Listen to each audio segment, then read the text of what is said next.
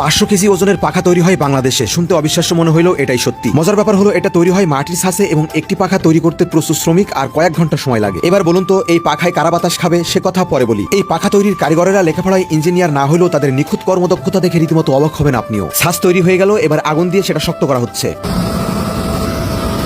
ছাঁচ কমপ্লিট, চলুন এবার দেখি বিশাল বড় ইঞ্জিনের যন্ত্রাংশ গলিয়ে কিভাবে পাখা তৈরি করে। আগুনের শিখা যখন 1400 ডিগ্রি থেকে 1500 ডিগ্রি সেলসিয়াস বা 2550 থেকে 2730 ডিগ্রি ফারেনহাইট তাপমাত্রায় পৌঁছায় তখন আগুনের রং হয়ে যায় সাদা। এখানে সেই লেভেলের তাপ দেওয়া হয়। এই জাহাজের পাখা তৈরির জন্য দুইটা ছাঁচ তৈরি করা লাগে। এখন একটি ছাঁচের উপর আরেকটি ছাঁচ খুব সাবধানে বসানো হচ্ছে।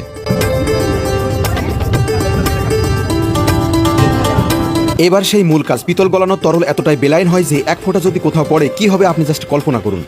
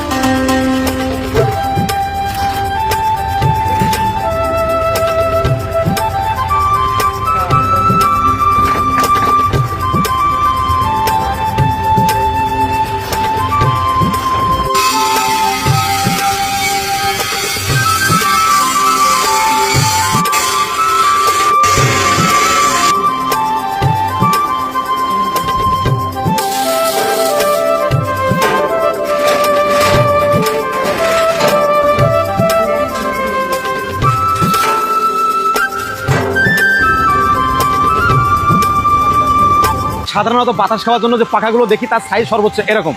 আমার লাইফে সর্বোচ্চ একটা পাখা দেখলাম এই, কত উঁচু দেখতে পাচ্ছেন।